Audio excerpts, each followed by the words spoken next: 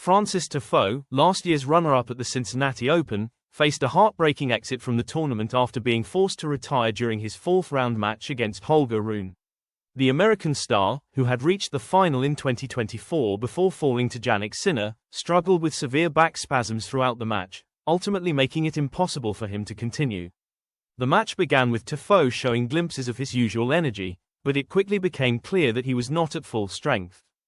Towards the end of the first set, he called for the physio and received medical treatment, hoping to manage the spasms that were affecting his movement and shot execution. Despite receiving care and taking medication, Tiafoe's condition did not improve, and frustration began to mount. Tiafoe's team urged him to push through the discomfort, telling him that the medication would take effect and the spasms would ease. Nevertheless, the 10th seed's physical struggle was evident.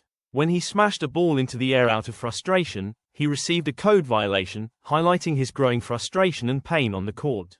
At that moment, Rune was leading 6-4, 3-1, 40-15, and it became increasingly clear that continuing would be unsafe. Sky Sports commentators, covering the action, described the scene for viewers.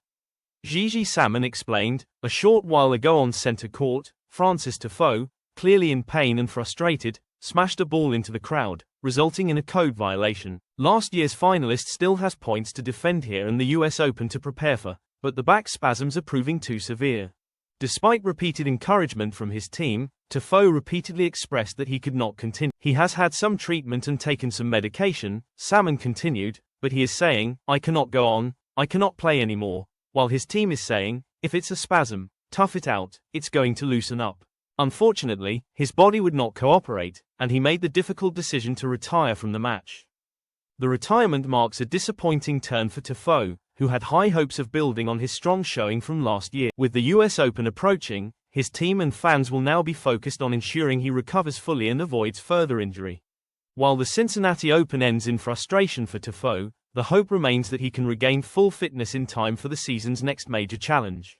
The incident also serves as a reminder of the physical demands of the ATP Tour and the fine line players walk between pushing through discomfort and risking injury. Tiafoe's professionalism and honesty in recognizing his limits, despite the stakes, earned him support and sympathy from fans and commentators alike.